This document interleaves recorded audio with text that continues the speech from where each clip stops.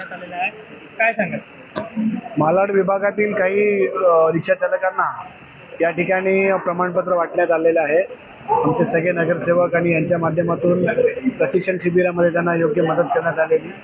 त्या सगळ्यांनी आज या ठिकाणी शिवसेना आपले शिवसेनेचे आमचे नेते आणि महाराष्ट्र शासनाचे उपसभापती सचिन भाऊ वाईर यांच्या हस्ते त्यांना ते प्रशस्तीपत्र मिळवण्याची अपेक्षा होती.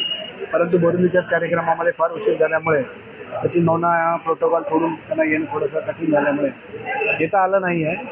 परंतु त्यांना त्या सगळ्या सर्टिफिकेट वितरण करण्यात आलेलं आहे. भाऊंनी त्या सगळ्यांना व्हिडिओ कॉलद्वारे त्या सगळ्यांना शुभेच्छा दिलेल्या आहेत. मराठीच्या बाबतीत त्यांना मार्गदर्शन केलेलं आहे. काल त्यांना सगळ्यांना स्वतःला भाऊंनी विधान भवनमध्ये बोलावून घेतलेलं आहे. सर्व रिक्षा चालकांना त्यांना भेटून त्यांनी त्यांना भेटलेत, ते तिकडे आहेत. आणि आजचा कार्यक्रम सुद्धा फार सुंदर आणि आम्ही सगळे त्या ठिकाणी असल्यामुळे त्या ठिकाणी आम्हालाही येता आलेलं नाही आहे. परंतु कार्यक्रम फार सुंदर आणि रिक्षा चालकांना आजची सगळी व्यवस्था या ठिकाणी करण्यात आलेली. जेवढ्यांना सर्टिफिकेट बरोबर त्यांना गणवेश सुद्धा देण्यात आलेला.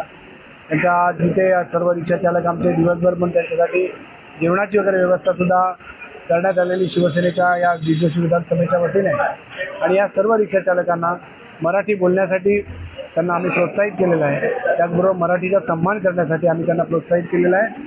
मराठीचा सन्मान जितका आपण मराठी शिकले आहोत त्याबरोबर मराठीचा सन्मान, मराठी भाषेबद्दल आदर आणि मराठी माणसाबद्दल आपुलकी, या 3 शब्दांमध्ये आपण मुंबईसारख्या शहरामध्ये राहून लोकांची मनं जिंकू शकतो.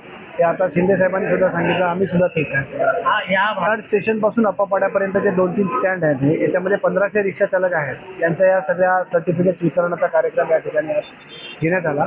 आणि प्रकाशदादांच्या इथे जवळजवळ 15,000 रिक्षा चालकांना देण्याचा कार्यक्रम त्या लोकसभेच्या वतीने आयोजित करण्यात आलेला.